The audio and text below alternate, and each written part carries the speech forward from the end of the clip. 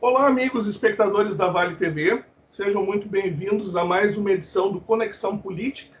Eu sou Henrique Abel, estou aqui hoje apresentando o programa e tenho a satisfação de ter como convidados nessa data Vicente Celistre, da direção do Sindicato de Sapateiros de Campo Bom, ele que é ex-deputado, ex-vereador da direção nacional da CTB.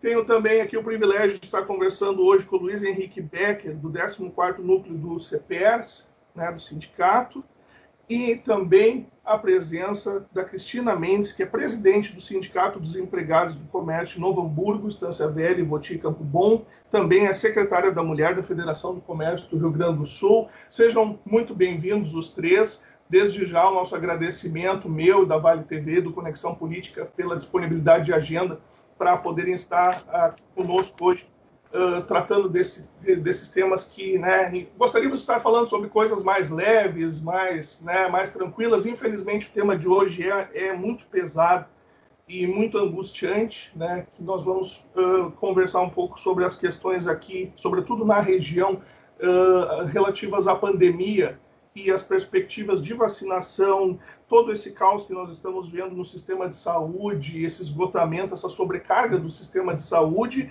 e as condições dos trabalhadores, e o cotidiano operacional das empresas nesse contexto de bandeira preta, e todas essas dificuldades e inseguranças que estão tendo, todas as dificuldades e incertezas sobre a segurança, as condições de trabalho para os empregados e trabalhadores, no contexto da pandemia. Nós estamos com um processo de vacinação no nosso país, no estado, nos municípios, que ele ainda é muito incipiente, Infelizmente, nós estamos muito atrasados em relação ao que seria desejável.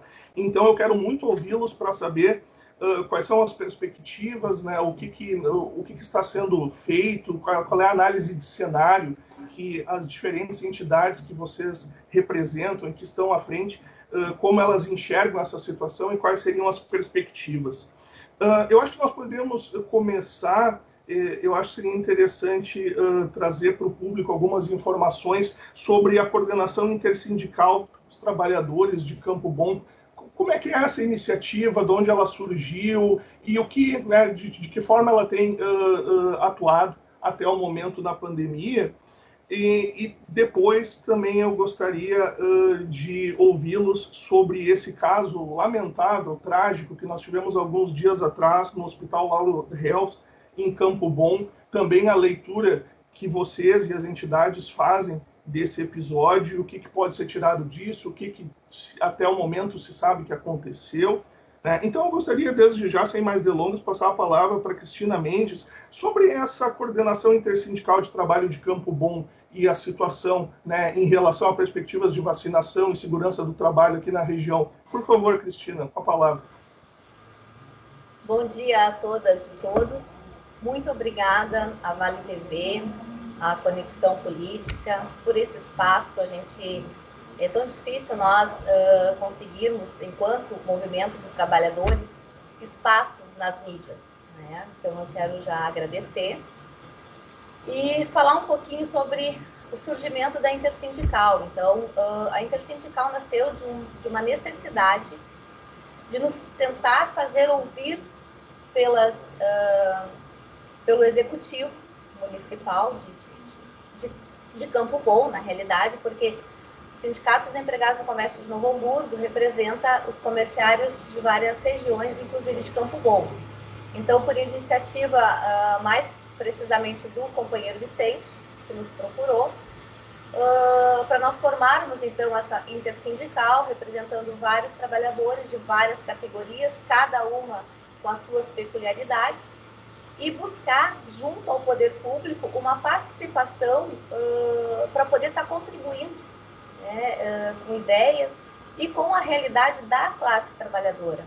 Está muito claro hoje, quando se começou a pandemia, quando começou lá em março, nós tínhamos uma preocupação muito grande com as pessoas idosas e com as pessoas com comorbidades. E hoje a realidade que nós temos é que as pessoas que estão na ativa, ou seja, os trabalhadores, é que estão mais infectados, é as pessoas que estão também morrendo em decorrência dessa doença tão terrível, que é uma novidade também para o executivo, né? Para o governo do estado, governo federal, os governos municipais, mas nós entendemos que com a nossa participação, levando as demandas dos trabalhadores, a gente pode contribuir, porque a princípio o movimento sindical está meio que de lado, né?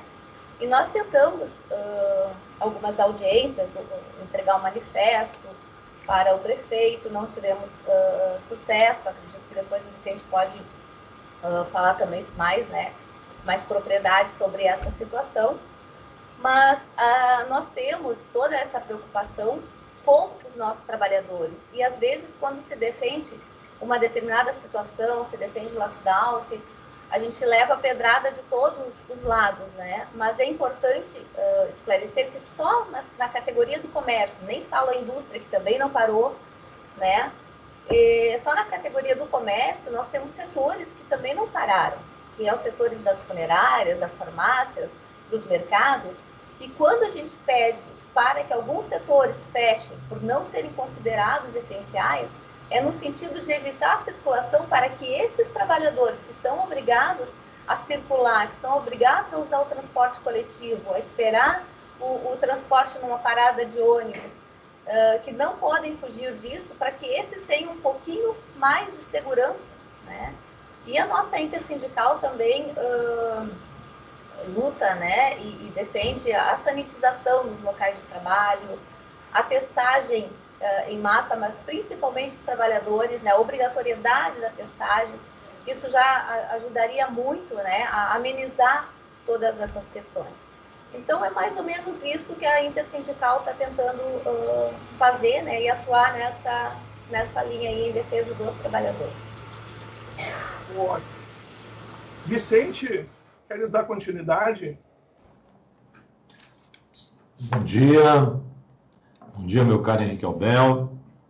De saudar toda a equipe da Vale TV, mandar um abraço para o Rodrigão e parabenizar pelo trabalho árduo, permanente, aberto, comunitário, democrático da Vale TV. Parabéns aí, vida longa, sucesso sempre.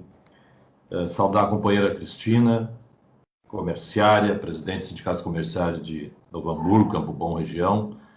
E é uma categoria que desde o início, depois, obviamente, os nossos companheiros e companheiras da área da saúde que estão no fronte dessa batalha tão cruel, tão dolorosa, tão difícil, que afeta a humanidade e de sobremaneira o nosso país nesse momento. Infelizmente, somos um laboratório a céu aberto de disseminação, de agressividade, de mortes dessa terrível doença.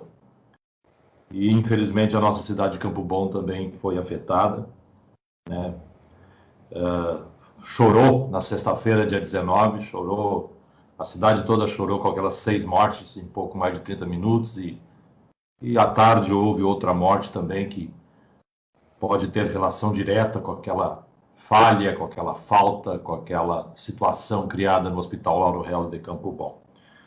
A categoria comerciária da companheira Cristina tem também, desde o início, sido importantíssima, está sobrecarregada de trabalho nos mercados, nas farmácias, nas funerárias, infelizmente, nesse momento. Então, é muito importante essa união dos trabalhadores, como sempre pregamos na nossa história, e a orientação dos nossos sindicatos. Saudar também a categoria dos professores, a pessoa do companheiro professor Luiz Henrique Becker, coordenador do 14º Núcleo do CEPER Sindicato, aqui de São Leopoldo, região.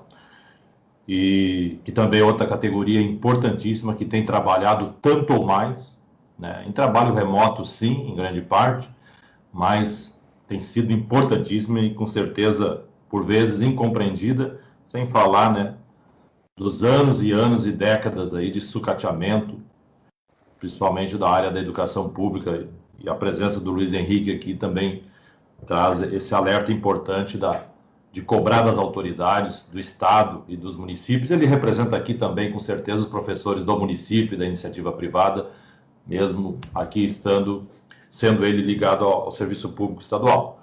E na Intersindical nós temos essa abertura, inclusive, a outros sindicatos, além dos nossos, meu caro Henrique, permita registrar, os sindicatos metalúrgicos de São Leopoldo, Novo Hamburgo, que foi um dos fundadores da Intersindical, um dos iniciadores. Também o sindicato de servidores municipais de Campo Bom, do companheiro Silberto, a Associação dos Municipais de Campo Bom, o companheiro Paulo Gambim, o sindicato dos rodoviários, né, ali da equipe do Roger, o sindicato dos gráficos, né, do Wagner, que é o presidente, tem representado, o trabalhador da construção imobiliário, construção civil imobiliário, Paulo, dos vigilantes, né, que é o João, que também é Novo Hamburgo, Campo Bom e região, e o sindicato da indústria do vidro. E também estamos recebendo outras representações dos trabalhadores da Corsan, movimentos de professores, servidores de escola, é uma grande união. E me permita, nessa primeira manifestação, registrar rapidamente que a nossa pauta, que depois a gente desenvolve, né? Vou passar adiante para a saudação do professor Luiz Henrique, mas é uma pauta muito importante que versa sobre vacina já e para todos, testagem ampla para todos os trabalhadores, todos que estão expostos, testagem ampla do município, em convênio com as empresas mais fortes, ajudando as pequenas empresas, auxílio emergencial. Nós entendemos que ficar em casa é a medida científica única e nós precisamos que as famílias fiquem em casa e tenham a renda mínima para se alimentar, tenham a dignidade. Então, auxílio emergencial municipal, temos defendido. A participação nos comitês que estão debatendo, que por incrível que pareça, não fomos convidados ainda para participar, o governo municipal não nos chamou, nem isoladamente, nem em conjunto a intersindical, para participar de debates ali com CDL, OAB, outras entidades importantes que estão participando. Nós entendemos que os trabalhadores também devem participar. E também, agora, recentemente, a sanitização dos locais de trabalho, né, devido à necessidade da indústria continuar trabalhando. E também, nós, com essa crise do hospital, nós já falávamos, foi feita uma reunião da Comissão Sindical de Saúde dos Sapateiros, onde chamamos o presidente do Conselho Municipal de Saúde, desde sempre, né, infelizmente, né, houve esse episódio, essa tragédia.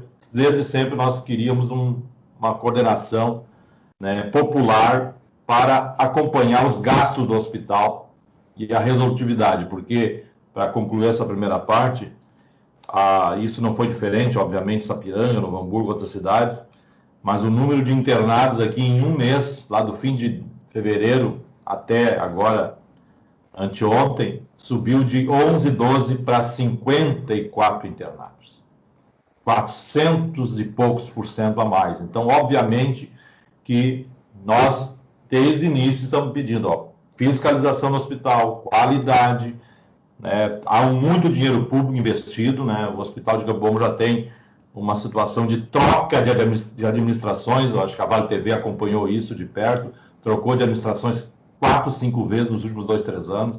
Então, nós também, a Intersindical agregou essa defesa de que haja uma apuração, né, da situação do hospital como um todo e uma apuração profunda, policial, jurídica, por parte do Ministério Público, dessa situação, dessa falta, dessa falha, desse erro que causou a perda de 6 vidas na manhã do 19 de março. Obrigado. Luiz Henrique, por favor. Ok, bom dia Henrique, bom dia Cristina, bom dia Vicente. Agradecer a oportunidade da Vale TV, no teu programa, de nos dirigirmos à população de Campo Bom e região. Sou professor da rede estadual, estou na direção do 14º núcleo do CEPERC Sindicato de Professores e Funcionários. Nossa regional compõe-se de 27 municípios, entre eles Campo Bom. Estamos participando de movimentos similares, né? Quero saudar aqui a Cristina e o Vicente por terem nos convidado, né? Também os demais sindicatos. Nós participamos em coletivos, né, em comitês, em São Leopoldo, Novo Hamburgo, né, e estamos dialogando também com outros sindicatos das demais localidades, né, para que basicamente, né, isso que o Vicente colocou, o objetivo, que é a aceleração, né, a cobrança para se acelerar, que se apresente um calendário de vacinação para a população. Enquanto isso não chega, o Brasil é um dos países mais lentos para vacinar, embora a sua estrutura a saúde, né, os profissionais da área da saúde estão aptos a realizar a vacinação rapidamente. O problema é que não tem vacina, né? Mas enquanto isso não tem, nós precisamos tomar providências, né, para que a contaminação ela não chegue a esses números que aí estão, que são terríveis, né? Por isso, a questão da testagem é importante, volto a reforçar, ela não vai acabar com o problema do vírus, mas ela isola, né? Ela elimina o contágio progressivo. Então, isso é uma medida bastante importante. Bom, a gente tem uma solidariedade, né, e um apoio às categorias que precisam se deslocar, porque isso é uma realidade, né? Isso é uma realidade que diz respeito à comunidade escolar, aos pais dos alunos e principalmente também aos alunos de ensino médio, de EJA, de cursos técnicos, né? Que é o deslocamento, é preciso trabalhar. A discussão, Henrique, do lockdown, né, que está em voga aí, que tecnicamente seria uma medida, né, ela tem controvérsias, né, está ressaltada aí pela Cristina e pelo Vicente. Bom, qual é a garantia de renda, né, para o pequeno comerciante? Um problema que nos toca, assim, né, diretamente com a escola. Os proprietários de vans escolares, de Topic, eles têm lá os seus custos e não estão recebendo renda, porque não tem como transportar aluno, né? Então, é uma situação que ninguém se preparou, né? A pandemia veio assim, pegou todo mundo, né, de uma situação muito desprotegida, muito fragilizada, e é preciso fazer essa discussão. Então, o que a gente tem ouvido, né, de outras categorias? Bom, lá, por exemplo, os frigoríficos, né, que teve uma contaminação muito grande. Lá no meio do ano de 2020, né, se acelerou o processo de distanciamento, de medição de temperatura na entrada da empresa, né, álcool gel nos ônibus, o transporte coletivo. Isso depois se relaxou um pouco, né? Então, essas medidas são importantes que se volte a ter, né? Quanto à categoria do magistério, há um medo muito grande, porque nós temos uma situação que, aliás, é igual à iniciativa privada, que é os contratos temporários, né? Eles não têm estabilidade nenhuma, eles podem ser demitidos a qualquer momento. Então, esse é um problema, né? Mas o problema maior é o medo que se tem, porque as mortes, elas chegaram às escolas. Assim, nós temos hoje mais cumprimentos de pêsames nas redes sociais do que provavelmente parabéns por aniversário, né? Então tem uma sequência assim, de mortes muito grande de professores, de alunos jovens, algo extremamente preocupante, né? Não tem mais hoje assim, tal segmento, né? Já era uma tragédia, agora é uma tragédia que atinge a todos. Então, a nossa preocupação é estar junto com a comunidade, porque nós precisamos dela, para enfrentar esses problemas. Alguns problemas que nós temos, assim, que o governo do estado se aproveita e que não é de agora, Henrique, isso já vem de uma longa data, que é o fechamento de turnos. Por exemplo, no ano passado não tivemos oferta de vagas de matrícula para cursos técnicos, para EJA e para NEJA, né? Então, o aluno que mora num determinado bairro, ele acaba não podendo ir mais próximo da sua escola. Eu só encerro essa minha primeira participação dizendo o seguinte, um dado muito preocupante também. A exclusão da escola, ou a não ida, a perda de vínculo com a escola se deu muito por uma questão econômica. Primeiro, que achava que era um problema de exclusão digital. O aluno não tem acesso e tal. São poucos os casos em que ele não consegue acessar num grupo de WhatsApp a sua turma ou o contato com o seu professor, com a sua escola. O aluno saiu da escola para trabalhar na informalidade, né, porque ele precisa pagar as contas, né, precisa botar comida na mesa, né? E o que é terrível nisso? Essa falta de perspectiva dele voltar.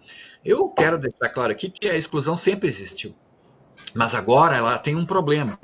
a volta ela não tá garantida, não está segura. Né? E isso faz com que nós tenhamos fechamento de turmas, fechamento de turnos, e em alguns casos, né, fechamento até de escolas, né, nas áreas mais distantes. Então, muito preocupados estamos, mas quero reforçar, né, o nosso apoio, a nossa solidariedade e a nossa luta, ombro a ombro, nossa parceria com as demais categorias, porque não é uma situação que está fácil para ninguém. Perfeito. Eu queria muito ouvir a opinião de vocês ainda nesse primeiro bloco sobre aquilo que nós poderíamos chamar de uma necessidade de revalorização da política ou de reintrodução da política na sociedade, porque nos últimos anos a gente testemunhou um discurso muito forte, quase uma onda de deslegitimação da política. E o que nós estamos talvez vendo agora é que não há como resolver problemas que são coletivos, problemas que são compartilhados e que são socialmente criados através de uma lógica meramente individual. Nós precisamos da política.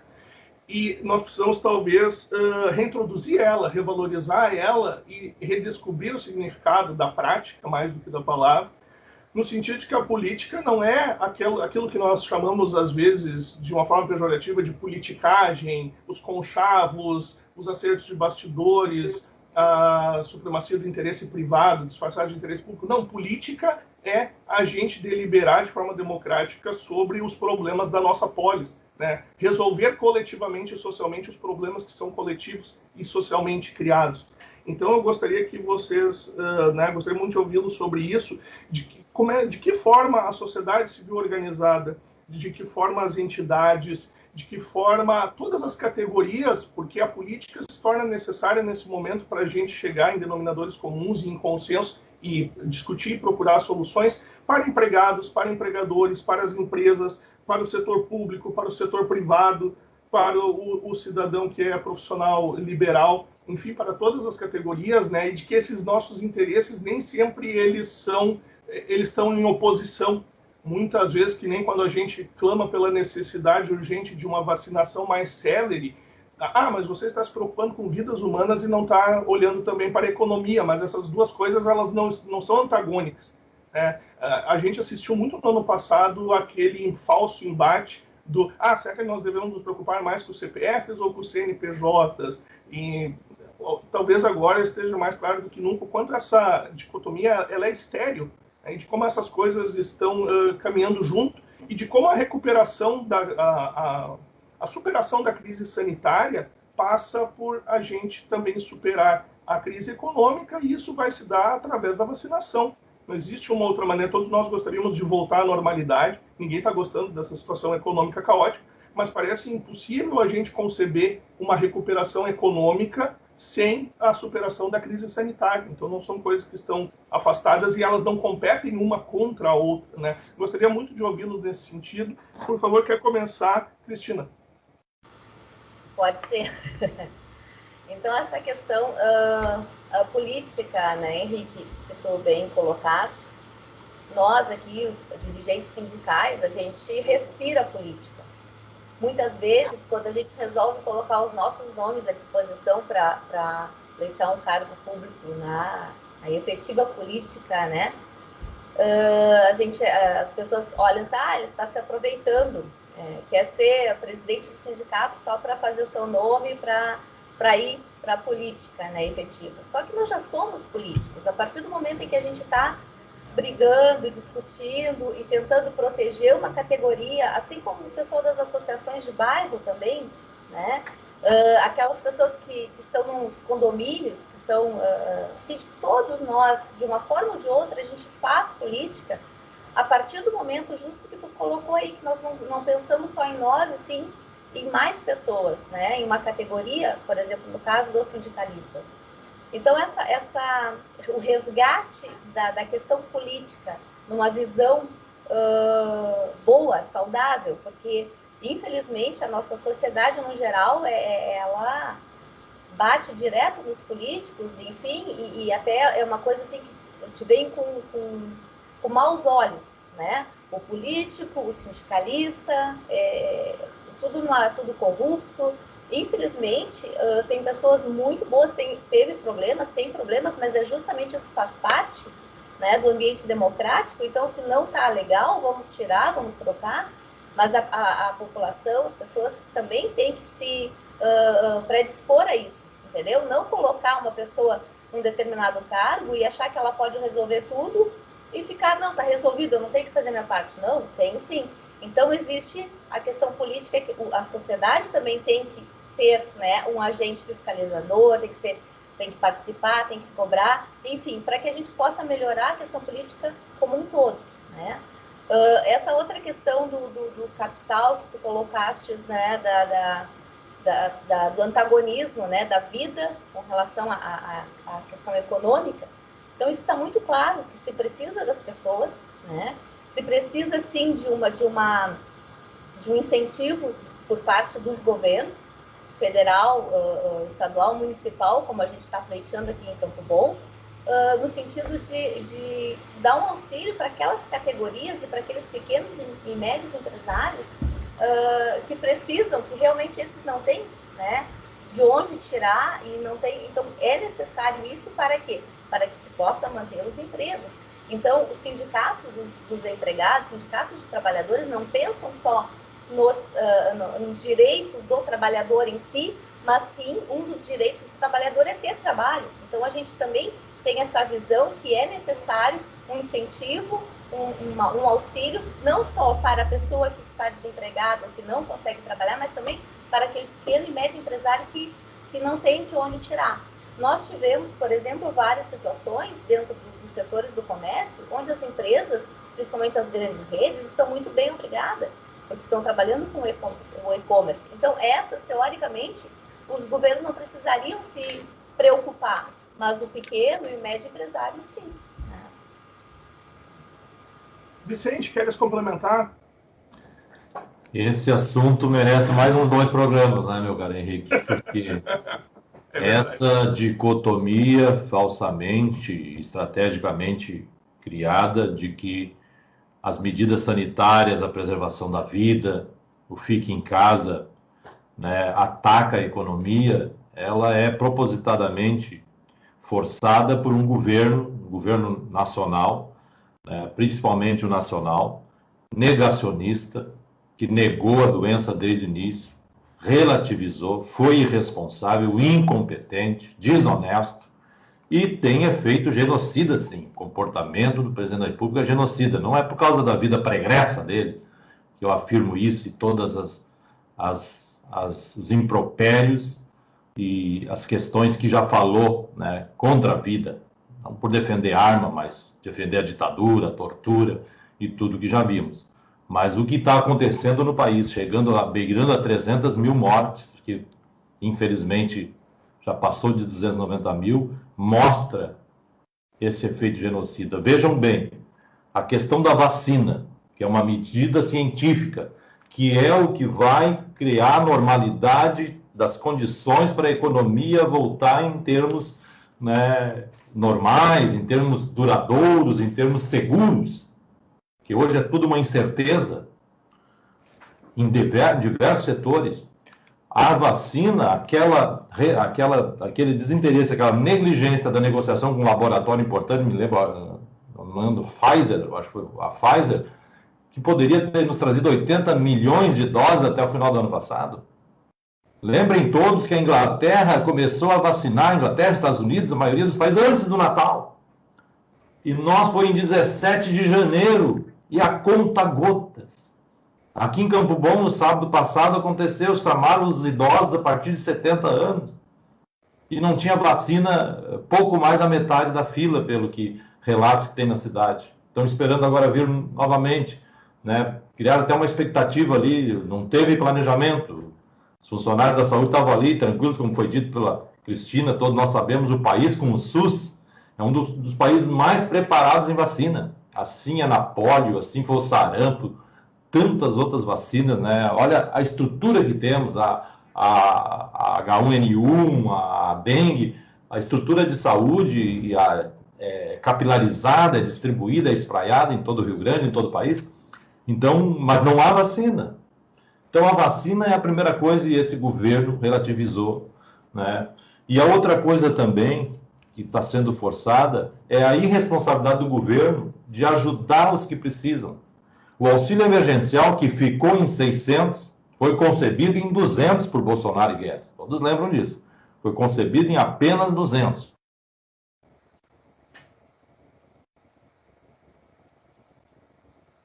O mínimo 500, 600 reais. 600 ou 1.200, dependendo da família. Bom, aquilo foi o que fomentou a economia, inclusive, e que manteve as pessoas em casa.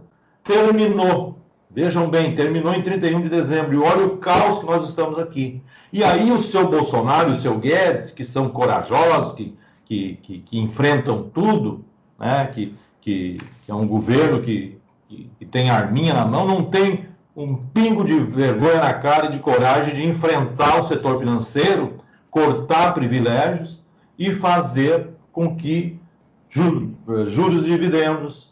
Lá no Congresso, né, Henrique? Lá no Congresso estão aprovando coisa em 2 dias, em 3 dias, e só fazem contra o funcionalismo público, só para detonar o serviço público, só para desfazer os setores estratégicos da nossa economia, do nosso país, da nossa nação. Agora, no entanto, imposto sobre grande fortuna, que é previsto, inclusive, constitucionalmente, o Henrique é um grande advogado, previsto e constitucionalmente até hoje não foi implementado.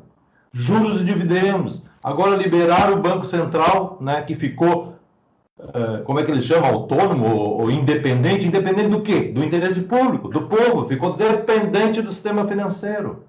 E ali há operações compromissadas. A dívida pública são bilhões por semana. A questão do imposto de renda mesmo, que cobra só do mais pobre, do trabalhador médio. Não, isso não se fala. É aí que tem que vir a grana para dar para as pessoas, como foi dito aqui, né? O professor Luiz Henrique falou, o lockdown é necessário, agora as pessoas têm que estar em casa com dignidade. Seja o dono da van escolar, seja o pequeno lojista, claro, tem que fazer um cadastro sério para ver a necessidade de cada um, assim como os trabalhadores autônomos, uberizados, precarizados, terceirizados, os profissionais, né, que vivem no dia a dia, né, que trabalham no seu dia a dia para se alimentar, aquelas pessoas da linha de pobreza ou extrema pobreza, né, meus caros, que precisam do auxílio. Por isso que nós em Campo Bom, inclusive, num estudo preliminar do sindicato, vamos bater um papo também na intersindical, nós entendemos que o município de Campo Bom, né, deve implementar. Eu vi já em Belém, lá com o Edmilson, vi agora em Canoas, o Jairo Jorge está anunciando um cadastro para um auxílio emergencial. Penso que daqui de 300 a 500 reais, dependendo da situação da família, se paga aluguel, o número de familiares, a renda per capita, a situação também do seu trabalho, né? Doenças na família, se tem pensão ou alguma aposentadoria, tudo tem que fazer de forma bem criteriosa, como já tem a LOAS, né? E doar, né, um auxílio emergencial municipal de 300 a 500 reais para essas famílias de pobreza, extrema pobreza, e também para esses setores deprimidos, as pequenas lojas, pequenos comércios que estão vivendo essa dificuldade. Outra coisa também, pode até parecer utopia de um socialista, mas tem que chamar essas empresas, esses setores que vivem de aluguéis, e fazer um grande pacto para diminuir os valores de aluguéis, pelo menos por um mês, até passar esse momento difícil, para que esses lojistas, essas pessoas autônomas, consigam sobreviver. Essa é a orientação agora. E esse recurso no governo federal, que está doando apenas R$250, 175, pouco mais, isso deveria ser feito uma cobrança dos mais ricos, dos super ricos do país, para que nós tenhamos como colocar para essas pessoas poder se preservar, se distanciar, e a curva terrível, agressiva do vírus no Brasil, né, começar a achatar e declinar, e a vacina vir e fazer com que nós cheguemos, né, à preservação de vidas e à volta da normalidade social e econômica. Perfeito. E que espero quer complementar. E que espero que não seja a normalidade anterior, né, que o mundo saia melhor né, com mais igualdade, coletividade, como falou Henrique na introdução do assunto. É o que a gente espera, né? Por favor, Luiz Henrique, faz aí o fechamento desse primeiro bloco. Ok. Bom, acho que falar depois do Vicente vai ser difícil. Acho que ele conseguiu e a Cris também, né? Colocaram muito bem a situação. Eu quero só lembrar a situação que agora aprovado que era a PEC 186, agora a emenda constitucional, né, que restringe recursos para a área dos serviços públicos, né, e está aí à beira do prazo aí para colocar em votação a reforma administrativa. Então, a gente já vem, né, antes da pandemia, com uma série de ataques aos serviços públicos, né? E uma fala do governo, né, de passar a boiada. Então, passar a boiada significa, né, o não investimento em políticas públicas para grande parte da população brasileira. Isso é extremamente preocupante, no sentido de que, vamos pegar, por exemplo, o SUS, né, durante a pandemia. É um exemplo que a gente sempre usa como uma forma que, né, com a sua estrutura, com todos os seus problemas, né, mas que conseguiu amenizar, né, a dor e conseguiu atender a população do Brasil, coisa que não tem em outros países, né? Eu sempre passava nas minhas aulas de sociologia um documentário do Michael Moore sobre o SICO, né? SOS Saúde, mostra o que é, por exemplo, o sistema de saúde nos Estados Unidos, que é muito ruim, muito precário. Então, se nós não tivéssemos o SUS, seria mais trágico. Agora, algumas questões, né, que a Cristina e o Vicente já colocaram. A necessidade de fazer um diálogo com todo mundo. Vamos pegar o caso do nosso patrão, que é o governo do Estado, né? Ele sequer, em alguns momentos, ouviu a sua equipe técnica da área da saúde. E tem muitos lugares que a saúde nem foi consultada. Nós temos paralelo a isso também, uma situação de negacionistas, né? Que, estimulados por quem está por cima, né, quem deveria dar o exemplo, não deram. O não uso de máscara, o não distanciamento social, uso de álcool em gel, né, outras medidas extremamente... aglomeração, assim, né, autoridades... A Anvisa fez um pronunciamento com todo mundo sem máscara, né? Então a população olha para aquilo ali, né? Vamos pegar um jovem, olha para o centroavante lá do Clube do Rio de Janeiro, que vai num cassino, numa janta. Quer dizer, assim, esses exemplos são extremamente importantes, tá, para toda a população.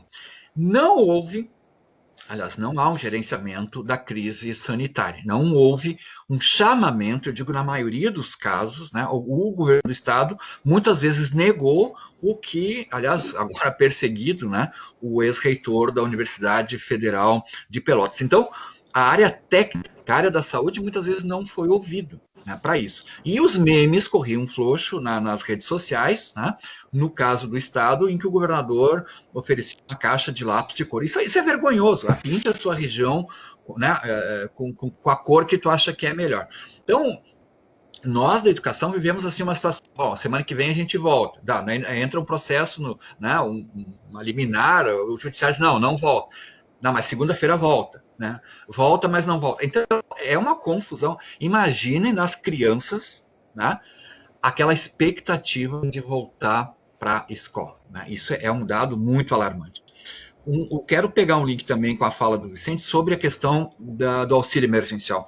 Ora, se esse dinheiro não tivesse entrado na economia, assim, nós teríamos uma situação trágica do ponto de vista econômico. Então, é preciso sim, né, levar um cuidado, né, prevenção e, logicamente, a vacina, né, mais testagem em massa, para que a gente tenha um controle dos efeitos do vírus, mas não dá para nós fecharmos os olhos para a pandemia. Eu quero chamar a atenção sobre o ato que teve na frente do Palácio Piratini, a coisa de uma semana um pouco atrás, que inclusive foi gerado um boletim de ocorrência contra uma pessoa de Nova Petrópolis que teria usado uma frase de cunho nazista. Aí tinha muita gente negacionista, muita gente defensora, né, do presidente Jair Bolsonaro, muita gente vamos chamar assim, classificando de extrema direita, mas tinha o pequeno comerciante, tinha o proprietário lá da van, sabe, gente muito preocupada. Então, tirando os extremos de lado, há uma preocupação. O problema, né, que esse negacionismo e essa condução ao ódio para a resolução dos problemas, que aliás isso vinha antes da pandemia. Eu acompanhei várias audiências sobre escola sem partido e era um Deus nos acuda. Né? Era assim uma truculência verbal e às vezes até quase física de pessoas intimando, né? Filmando, intimando, porque não se tinha debate. Que aliás faço um outro link, né? Esse teu programa ele suscita muitas abordagens, Henrique. A questão da defesa da educação doméstica agora se enterrou, né? Os pais querem que os filhos voltem para a escola. Então, a gente tem que acompanhar essa discussão, mas com todos os interessados. Eu não posso defender, por exemplo, o lockdown sem garantia de renda, de emprego, ou serviço público. Isso é uma coisa que nos acusam, né? O serviço público está muito confortável em avaliar e propor lockdown, enquanto o comerciário tem que ir na farmácia trabalhar, né? O trabalhador, a trabalhadora tem que ir para a fábrica de calçado. Então, nós precisamos gerenciamento, o que não está acontecendo. O que se fala, né, informações que vêm do setor da saúde, que nós precisamos vacinas para ontem e um isolamento mais efetivo para evitar a curto prazo, a médio prazo, o número alarmante de mortes. Então, a tua pergunta era sobre a questão política, né? Nós estamos vivenciando um momento assim muito grave, né? Primeiro de negação, houve sistematicamente pronunciamentos de negação da pandemia, né? Nós temos hoje 2 ministros da saúde atuando conjuntamente, não se trocou, já é o 4º ministro da saúde, né?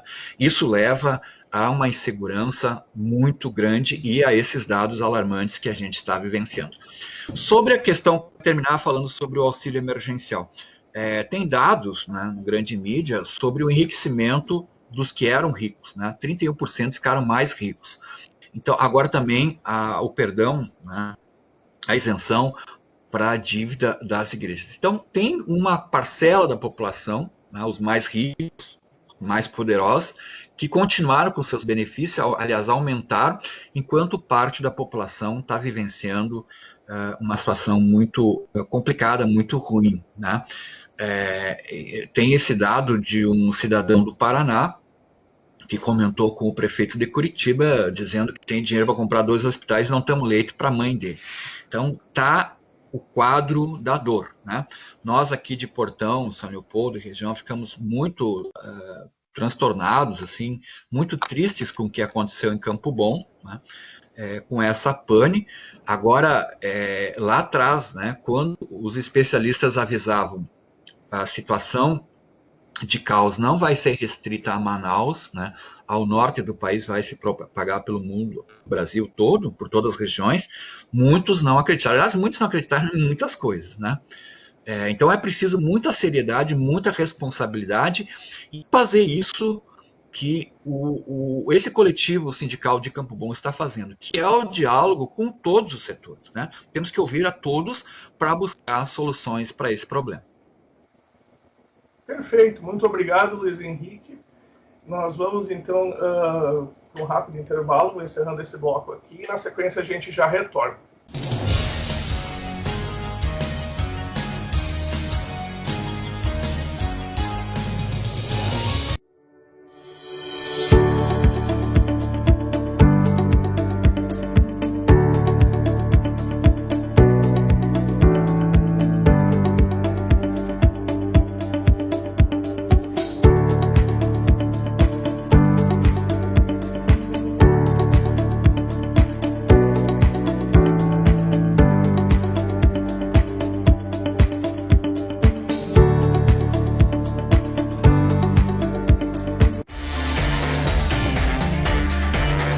Garfão, restaurante, pizzaria e sushi. No almoço, maior buffet do Vale. À noite, combo com rodízio de pizzas, buffet de sushi, comidas quentes e refri liberado.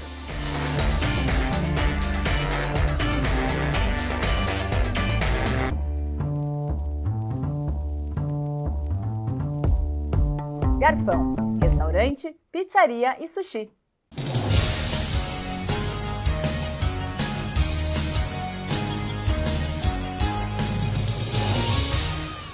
bem-vindos de volta a esse último bloco dessa edição do Conexão Política.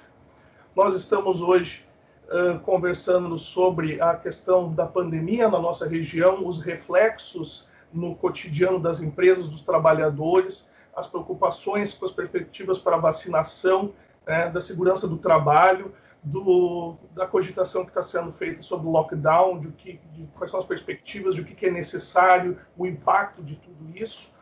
E antes de eu passar a palavra para os nossos convidados do programa de hoje, eu queria muito ouvi-los sobre a questão da vacinação. Eu acho que a vacina e vacinação são as palavras que estão orbitando no imaginário de todo mundo, eu imagino, nesse momento, independente de classe social, independente de ser empregado, empregador, independente de ser profissional liberal. Acho que todo cidadão brasileiro hoje ele não consegue, manter a sua rotina e a sua agenda sem pensar várias vezes por dia em vacina e vacinação e perspectivas de vacinação. Se não para si, para os seus entes queridos, para os seus pais, para as pessoas de mais idade. É uma preocupação, aquela ansiedade, aquela angústia que todos nós estamos carregando aí, sobretudo quando a gente pensa essa questão, coloca em perspectiva que até o ano passado nós estávamos lutando contra um vírus novo, desconhecido e sem cura. E hoje nós estamos tendo essa amargura, essa angústia de ver os nossos concidadãos brasileiros morrendo de uma doença que tem vacina. A ciência conseguiu dar uma resposta muito rápida, até surpreendentemente rápida, para a questão do vírus. Hoje nós estamos lidando com uma doença que ela é mortífera, ela é terrível, mas ela tem cura, ela tem uma vacina, não uma cura propriamente dita, mas ela tem uma vacina de grande eficiência. E não obstante, nós estamos perdendo aí em torno de uma média móvel de mais de 2 mil brasileiros por dia, então é uma angústia muito grande. Eu gostaria muito de saber dos nossos participantes hoje do programa, quais seriam as perspectivas para as administrações municipais e para os governos estaduais, na visão de vocês, para suplantar essa inércia, essa dificuldade, esse atraso que a gente tem testemunhado numa desorganização por parte do governo federal. Como o Luiz bem observou anteriormente, nós estamos aí hoje com o quarto, não apenas com o quarto ministro da Saúde desde que a pandemia começou, mas nós estamos numa situação em que a gente não tem nenhum ministro no momento e temos 2. Então tem 2 e ao mesmo tempo não tem nenhum. Então é uma situação caótica. Então nós vemos que as pessoas estão depositando cada vez mais as esperanças numa ação, num protagonismo dos governos estaduais e nas administrações municipais. Até que ponto isso pode ser feito na visão das entidades que vocês dirigem e representam? De que modo essas entidades e a sociedade civil organizada podem orientar e contribuir para esse debate e também trabalhar com uma pressão política saudável para que os gestores públicos entendam que eles precisam assumir responsabilidades que talvez sejam até excepcionais, considerando num contexto de normalidade, mas que nesse período de exceção e de dificuldade que nós estamos vivendo, eles precisariam assumir essas responsabilidades excepcionais. Então, eu gostaria muito de ouvi-los nesse sentido, vacinação e perspectivas para vacinação. Por favor, Cristina, começa para nós. Bom, então, a questão da vacinação, gente, todos sabemos, alguns não admitem, mas todos sabemos que houve, sim, uma negligência por parte do governo federal. Ele sempre negou muito a ciência, e eu entendo que lá no início, quando a Covid começou em outros países, nós, com o incentivo à pesquisa, com as universidades, com trabalhos maravilhosos que nós temos dentro do nosso país, nós tínhamos que ter produzido vacina, porque nós tínhamos condições para isso, muito antes.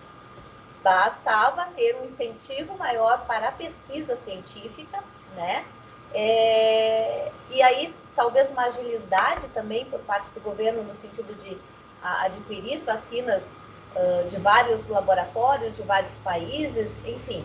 Mas estamos hoje dentro da situação que hoje nós não temos vacinas para adquirir, para acelerar esse processo, e na realidade a gente gostaria que o governo estadual e os municípios, então, tomassem a frente nesse sentido, da aquisição por outros laboratórios, o número máximo de doses que a gente pudesse estar adquirindo, e através de consórcios, municípios podem fazer isso, já estão fazendo, né? A grande questão é a disponibilidade de vacinas. Ontem eu estava ouvindo que talvez uma parte de vacinas nos Estados Unidos que está sobrando, o Brasil poderia se propor a adquirir essas vacinas. Então, isso aqui é preocupante porque a gente se sente com as mãos amarradas, né? Então, a nossa intersindical, nesse sentido, quer, assim, fazer a pressão junto à administração municipal para que, de alguma forma ou de outra, quando for possível, o município possa adquirir vacinas e aí sim priorizar as categorias de trabalhadores que estão à frente, porque, como eu falei já no início, a gente representa o comércio, mas tem alguns setores do comércio que trabalharam e estão trabalhando em home office, por exemplo, né? Estão tendo a possibilidade de se cuidar. Não é o caso do pessoal das farmácias, onde as pessoas vão doentes lá adquirir os medicamentos. Às vezes vão consultar com o atendente da farmácia, né? Então, esses têm que ter a prioridade. O pessoal dos supermercados também, aonde, infelizmente, a população não tem para onde ir, vai passear dentro do supermercado. Acontece muito, né? Então, assim, esse pessoal tem que estar protegido. Então, nesse sentido, se a gente tiver a possibilidade de um diálogo com o município para poder apontar essas características das nossas categorias que nós conhecemos, bom, isso é a nossa pretensão e isso eu acredito que a gente possa ajudar a contribuir nessa situação. A questão da vacina, né? A questão da testagem no local de trabalho, da sanitização e de um auxílio municipal para baixa renda, os pequenos e micros empresários. Eu acredito que seja a forma mais organizada de nós conseguirmos passar por esse momento tão difícil. Organização e planejamento foi o que faltou desde o início. Em algum momento ele tem que haver, até para a questão do lockdown, né? Ninguém pode ficar parado dentro de casa e não ter dinheiro para botar comida na mesa. Então, organizado, eu entendo que a gente possa chegar lá, mas a gente tem que se ajudar e a gente tem que se despir, muitas vezes, das nossas ideologias e das nossas questões pessoais. Então, isso que eu entendo que tem que ser feito. Perfeito. Vicente? Esse tema que tu traz é importantíssimo. A saúde, constitucionalmente, a política, ela é uma responsabilidade de todos. Nós defendemos a política como sendo radicalmente, plenamente, intensamente participativa, democrática. Democracia é isso. Quero aqui, né, não como mestre Henrique, mas que também vem do grego, a política é a política do coletivo, da polis, democracia é o poder do povo. Como é que se explica, então, que o povo, numa democracia, esteja tão prejudicado? Por quê? Porque, com o tempo, o sistema financeiro, principalmente, o capital improdutivo, especulador, agiota, meu caro professor, Cristina, o movimento sindical está sofrendo isso, a Previdência Pública sofreu isso, as universidades estão sofrendo isso, a Petrobras está sofrendo isso. O grande capital, desde o consenso de Washington, isso faz 40 anos, ele tirou uma lógica de aumentar o lucro por sobre o trabalho. Em qualquer país civilizado, o capital não pode ser mais forte num PIB do que é o trabalho. Aqui nunca chegou a 35%, 40%, já caiu o Jango, já caiu esse, já caiu aquele, né? Já fizeram medidas aí de privatização. Essas medidas todas que beneficiam o sistema financeiro, vamos pegar um exemplo, quanto é que é o juro na Constituição Federal? É 1% ao mês. Né? Vê o cartão de crédito, o spread bancário de um cheque especial, acho que cheque especial até não existe mais, mas que seja o cartão de crédito, né? São juros escorchantes. Mesmo os financiamentos que estão oferecendo em cada esquina, né, são juros escorchantes, enquanto que a poupança, a inflação, o teu salário, o teu fundo de garantia, aqueles que têm fundo de garantia, o que aumenta por ano? Não dá inflação às vezes. Então há uma desigualdade e uma concentração de renda. Foi dito aqui, não me lembro se pelo Henrique, pelo professor Luiz Henrique, que, né, os mais ricos ficaram mais ricos. Eu já faria a CTB, a CUT e as centrais, com certeza faria um pacto para que, olha, aqueles que entraram na pandemia já super ricos, Devolvam tudo que ganharam com a pandemia. Seria uma coisa minimamente justa de fazer. Humanitária, patriótica, como hoje alguns batem no peito dizendo que são patriotas. Os patriotas que eu vejo por aí vendem tudo, né? Nunca vi um patriota vender a sua nação. Defender privatização, fim da previdência pública, enfim.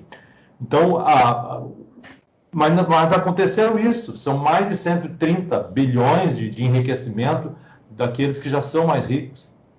Então, aí que vem esse pacto social que precisa para sairmos da pandemia. E, obviamente, um prefeito, Henrique, e a tua colocação, teu questionamento é extremamente importante nesse momento. Por isso que eu já falei, inclusive, objetivamente, o que os sapateiros estão pensando. O prefeito de Campo Bom e todas as cidades, que são cidades industrializadas, desenvolvidas, o PIB de Campo Bom, assim, o per capita para 68 mil habitantes, a arrecadação é mais de 300 milhões na média.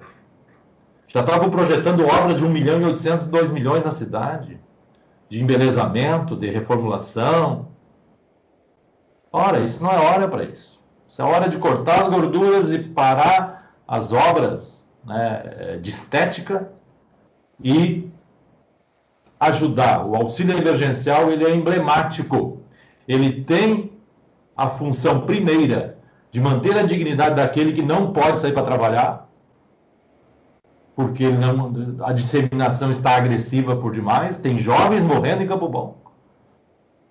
Aqui, até o final do ano passado, a primeira morte em Campo Bom, já que estamos falando muito de Campo Bom, foi 10 de junho do ano passado. Até o final do ano passado foram 80 falecimentos, meu caro Henrique e meus caros telespectadores. Agora, no sábado passado, anunciaram 154. Quase dobrou em 2 meses e meio. Os 19 dias de março, houve 49 falecimentos. Foram mais falecimentos que os 90 dias, 100 dias anteriores, que é o mês de dezembro, janeiro e fevereiro somados. Não deu tanto quando deu em 19 dias em março. Então está na hora desse esforço do cofre da prefeitura de ajudar as pequenas empresas, os setores mais deprimidos, atingidos. Foi feito aqui, falado das vans, das pequenas lojas. Olhar o caso de cada um, que paga aluguel, é uma forma, que tem uma família, né, com uma dificuldade, cada um tem uma situação. Né? Nessa hora é hora de todo mundo nos ajudarmos. Um é aposentado, o outro não é, outro tem um patrimônio, o outro não tem, para que essas pessoas consigam atravessar esses dias, sei lá, 20, 30 dias, espero que a curva achate e baixe e a vacina faça o seu papel salvador, né? E o governo federal pare de sabotar e realmente faça a vacina avançar. E por fim, as políticas públicas do país, afetadas muito pelo interesse financeiro, eu falava há pouco, né, o interesse financeiro se sobrepõe, eu digo isso, Henrique, no meu dia a dia, conversando com os empresários do calçado. Há empresários aí que lutam 40, 50, 60 horas por semana, mantêm 80, 100 empregados na sua pequena fábrica, ou num ateliê de 30, 40. Né? São do setor produtivo, que nós defendemos o setor produtivo, não é à toa que o lema do sapateiro é pelo sapato e sapateiro. Cobramos a dignidade, a defesa dos direitos dos trabalhadores, o respeito às leis trabalhistas, à nossa convenção coletiva e o avanço com aumentos, com melhorias, mas também defendemos, né, junto aos governos, o setor produtivo em detrimento do setor financeiro, rapina, sanguessuga, né, improdutivo, que hoje suga o setor produtivo, que não produz um sapato, uma máquina, não planta um pé de arroz, não planta um pé de feijão, não cria um porco, uma galinha, nada, não faz um salame, um suco, e está concentrando mais renda que o setor produtivo. Aí eu falo do setor produtivo como um todo, inclusive as grandes empresas. Essa união que tem que se fazer para que o governo termine com os privilégios do setor financeiro, que sequestrou a política do país. Sequestrou a política, setores. Eu vejo, às vezes, eu fico pensando, pessoas entram lá em nome da família, em nome de Cristo, em nome de Deus, usam o nome de Deus, de Cristo em vão, e vão lá e votam tudo contra o pobre. Como se explica uma coisa dessa? Estão tudo na mão de uma orientação de minimização do Estado, de perseguição e precarização do servidor público e do serviço público, e também de entrega do Estado brasileiro aos interesses, né, transnacionais, né, de elites que vivem, como eu disse, de especulação, de concentração de renda. Muitos, inclusive, nos Estados Unidos, um pool de mais de 200 mega empresários e investidores já disseram, não, o Estado tem que começar a cumprir o seu papel de distribuição de renda. Tanto que na Inglaterra, o saneamento, que agora vem o governador falar em entregar a Corsã, lucrativa a Corsã, que nós estamos lutando aí também nessa intersindical, na CTB, nos sindicatos, entregar enquanto que a Inglaterra está reestatizando os setores de saneamento, de ferrovia. Então vejam que é um debate profundo, de fundo, inclusive, que é daí que tem que vir o recurso para que ajude as pequenas empresas, pequenas lojas, os setores mais deprimidos e os trabalhadores desempregados, de baixa renda, ou ali adiante, se necessário, fechar, né, mais setores, que volte aquele auxílio emergencial que complementava a redução de salários, a suspensão de salários que houve durante 8, 9 meses no ano passado. São reflexões a fazer, e é com união que se faz isso. E é, inclusive, união de todos os setores da sociedade, dos profissionais liberais, né, dos empresários que têm essa responsabilidade, essa visão social, né, sem negacionismo, sem racha da sociedade. Um dos maiores males que Bolsonaro fez, desde que saiu lá do seu baixo clero, lá das poltronas do fundo onde dormia no Congresso, para se tornar um mito da política. Eu nunca vi. Negaram a política de todo jeito, de pegar um cara da velha política, carcomida, apodrecida, para se tornar um mito. Esse cara aí, né, uma das piores coisas que ele fez é rachar a sociedade. Fazer com que brigue em rede social, que se tornou mais antissocial do que social, e negue, inclusive, como já foi dito aqui, o uso de uma máscara. Que neguem aqui, né, a não aglomeração, que neguem aqui a necessidade de nos cuidarmos. É uma luta grande, mas estamos pregando a união. É um momento de grande união. É isso que o nosso intersindical, já concebida na união, quer falar com todos os setores de Campo Bom e do Vale dos Sinos. Inclusive, depois posso reforçar, a Cristina também e o Luiz Henrique, estamos tentando nos próximos dias montar uma audiência pública, convidando aí pessoas da área da saúde, da epidemiologia, com o tema, não discutir com a Cristina e o Luiz Henrique, o tema seria o caminho a seguir para superar o colapso da saúde e evitar a iminente crise humanitária. É isso. Muito obrigado, Vicente. Passo a palavra agora para o Luiz Henrique para fazer o fechamento do nosso programa de hoje. Por favor, Luiz. Ok. Bom, só, né, na continuidade do que o Vicente já colocou e da Cristina, muito bem colocado por eles, só lembrar que a gente vive um momento, tu questionaste sobre a política antes, né? Nós estamos vivendo um momento assim meio bonapartista, né, em que o Bolsonaro ameaça, vai e volta, ameaça o fechamento do Congresso, do Supremo, governando por cima das entidades. Então é um jogo extremamente cruel, né, já aqui exemplificado dos problemas que temos, né, mas um ataque às instituições que não colabora com nada nesse momento. Né? Então a ameaça de fechamento, de intervenção, estado de sítio, é a cara desse governo. Tá?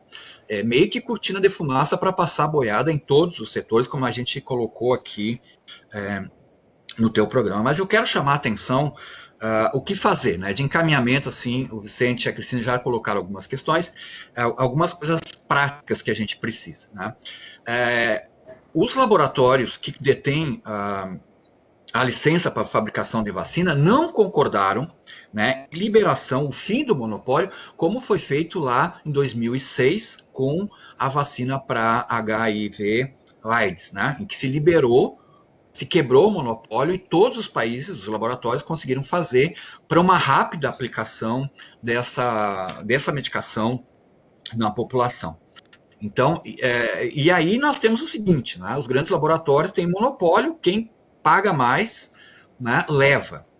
Isso causa um problema para a FAMURS, para a Grampal, para o prefeito de Campo Bom, de Portão, de São Leopoldo, né, que é a busca isolada. Então, precisa ter um movimento, um consórcio maior porque, segundo dados, né, os grandes laboratórios negociam diretamente com países e não com fragmentados, assim, né, um município aqui, uma região, um estado, uma província. Então é preciso essa unidade e fazer com que o governo federal assuma o que não, né, o Ministério da Saúde que tome essa liberação, não negando ou, enfim, fazendo assim as suas atrapalhadas.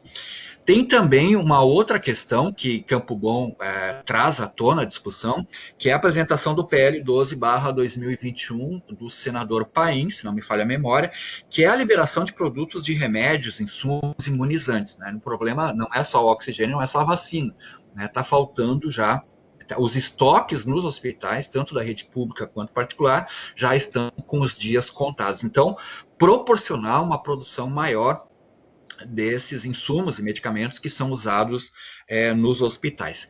E o caminho que a gente percebe, né, é esse, de dialogar com a comunidade, ouvir todas as partes e fazer um movimento de pressão para cima. Eu participei na semana passada de um ato do Comitê de São Leopoldo de vacinas, né, vacinas já para todos, e sobre os viadutos da BR-116, a adesão, né, o sinal positivo, o buzinaço, né, foi assim, grande maioria, né, grande maioria. Então a população está muito preocupada e está ansiosa, né, para que a gente tenha aí logo a vacinação. Encerro com uma fala do Átila Yamarino e também da Yamarino e da doutora Natália Pastermark, que é da biociência, doutora em biociência, falando o seguinte sobre a questão das vacinas. Aqueles que ainda não acreditam, né, que a vacina possa ser a saída para, né, uma solução, e sim vão tomar outros kits e outras questões. O que eles colocam é o seguinte: talvez não tenha 100% de eficácia a vacina, mas desde que, né, esse procedimento orientado, né, pela ciência permita que eu não vá parar numa UTI, eu vou fazer a vacina, dizem eles, né? Então, acho que esse é o caminho que a gente precisa trilhar, né? Unidade, um bom diálogo com responsabilidade para acabar com essa situação, amenizar, né? Não sei se a gente vai conseguir se livrar, porque cada vez é uma nova cepa. Aí já entra, Henrique, numa outra questão, que é o desequilíbrio ambiental, né? E institutos dos Estados Unidos postando informações muito terríveis, assim, né, de que isso vai gerar cada vez mais novos vírus e a gente não está com uma estrutura preparada. O Vicente colocou do corte dos investimentos, né, em pesquisa, em universidades, em laboratórios da rede pública, a própria saúde pública, com o número de leitos. Desde a crise de 2008 foi cortado muito, tanto na pesquisa quanto o número de leitos pelo mundo afora. Então, para enfrentamento disso, nós vamos precisar rever uma série de questões, né, de procedimentos, mas esses procedimentos precisam ser dialogados com toda a sociedade, né? Então, é isso, quero agradecer a oportunidade e nos colocamos à disposição para o bom debate. Muito obrigado, Luiz Henrique. Com isso, a gente vai aí se dirigindo para o encerramento da edição de hoje do Conexão Política. Mais uma vez, eu quero agradecer demais a presença dos nossos participantes de hoje. Muito obrigado, Cristina Mendes, pela disponibilidade de agenda, pela tua presença, por enriquecer o nosso debate nesse dia. Muito obrigado para o Vicente Celis, também pela participação. Um agradecimento também para o Luiz Henrique Becker. Foi um prazer ter estado aqui com vocês. Como a gente observou ali no intervalo, 1 hora acaba sendo pouco para toda a discussão em torno desses temas, né? Há muito o que discutir, são muitas perspectivas, mas eu acho que é muito bom nós vermos que as entidades e que a sociedade civil está se mobilizando e que está iniciando um processo de construção de consenso visando superar de uma forma coletiva e social essa grande calamidade do nosso tempo, né? Então, mais uma vez, muito obrigado. Quero agradecer também a você, espectador da Vale TV. Obrigado pela sua audiência no Conexão Política de hoje e nós nos encontramos no próximo programa. Um grande abraço a todos.